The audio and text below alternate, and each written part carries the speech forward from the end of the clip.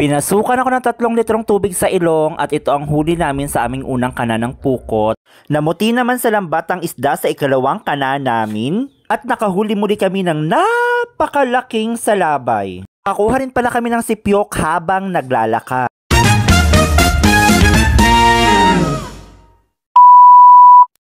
Umaga pa lang ay pumunta na ako sa tabing dagat upang mangawil. So habang naglalakad nga ako dito, tinitingnan ko mulit ang tabing dagat at ganito nga ang kanyang itsura. Nagtaka ako sobrang kalat nito, sobrang dumi dahil nga sa mga nagdaang bagyo. So dito nga humahanap ako ng perfect spot kung saan ako mangangawil ng isda. Tatawid sana ako ng wawa kaso napakalalim ng tubig kaya bumalik na lamang ako. Nakakita na nga ako ng lugar kung saan ako mangangawil at dahil nga dyan iyan inayos ko muna yung kawil at sinimulan ko ng mga will. Alam nyo ba guys, matagal ko nang gustong gawin yung mga ganitong bagay. Gumastos na naman talaga ako kahit na alam kong walang patutunguhan yung mga ganitong bagay. Kasi nga talaga guys, dati meron akong kawil kaso nawala. Kaya bumili ulit ako ng bago kasi nga nalaman ko na may bakasyon ulit yung mga teacher.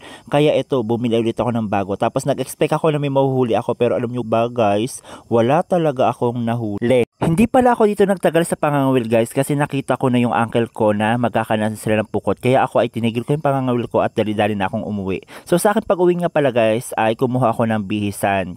At dahil nga ako ay nahuli na, mag-isa ko na lamang tinawid itong wawa na to. Natatawirin ko sana kanino ako yung mangangawil. So dahil nga pala malalim itong wawa na to guys, hindi ko sukat akalain na malalim pala yung aking tinawiran. Kaya nga ito yung sinasabi ko guys na pinasukan ng 3 litrong tubig ang ilong ko. Kasi nga hindi ko sukat akalain na malalim pala yung aking tinawiran guys. Kaya ayan, super singhot talaga ako dito. So dahil nga guys ay huli na ako, ayan nakita ko na dito yung mga uncle ko na nakapagkana na sila ng lambat. Heto nga pala yung aming unang kana guys at ang huli namin dito ay medyo konti lang. Tulad nga ng sinasabi ko sa inyo guys, hindi sa lahat ng pagkakataon ay marami ang aming nahuhuli. Pero kahit na ganun pa man, lubos kami nagpapasalamat. Ang mahalaga hindi kami na zero. Dahil nga malayo yung napagpwestuhan ng banyera ay eto ko kinuha ko yung banyera upang doon namin isasalin yung aming mga nahuli. Ang layo talaga nyo guys. Alam nyo ba habang pinupuntahan ko yung banyera na-realize ko sobrang bigat na pala ng katawan ko. My God, ang laki na talaga ng itinaba ko. So fast forward na nga guys, ayan nililipat na yung huli doon sa banyera. Ito talaga isang proseso ng pukot guys, ayan. At ito talaga yung napaka-satisfying na part ng pagpupukot kasi dito nyo makikita kung gaano ba karami ang inyong nahuli. Matapos nga pala nyan guys ay kailangan na naming imisan ang nabat para sa susunod na kana ng pukot. At tinahi na rin ni Angkol yung malaking butas ng lambat. Matapos matahi at maimis ng lambat ay ayan, pupunta na kami sa susunod na lugar kung saan kami maglalaglag ng pukot. Sa totoo lang guys, mahirap talaga ang ganitong gawain pero kahit na ito mahirap, hindi ko ba alam sa sarili ko kung bakit gustong gusto ko yung ganitong klase ng gawain. At habang naglalakad nga kami dito guys ay nakita ko yung mga auntie ko na namumulot ng sipyok. Ito yung mga uri ng seashells na matatagpuan sa gilid ng dagat. Kaya ako ay nakipulot-pulot na rin dahil nakakatuwa talaga ang mamulot ng mga ganito. Ayan, at isa na rin ito sa mga libangan namin habang naglalakad at naghihintay ng susunod na lalaglagan ng lambat ng pukot. Ito nga pala guys yung paraan para mapalabas mo yung mga sipyok sa pinagtataguan nila. Nakita ko sa auntie na ginagawa yun at ginagawa ko rin naman yun noon kaya eto ako nakigaya-gaya na rin. Ginagawa ko na rin yun. Pero sa totoo lang guys, kahit isa, wala talaga akong nakuha. Mas maganda yung makipaghabulan ka na lang sa kanila. Kasi after nung alon, dun sila lalabas. Tapos pagkatapos nung alon, babaon sila sa lupa. At kailangan mo silang habulin.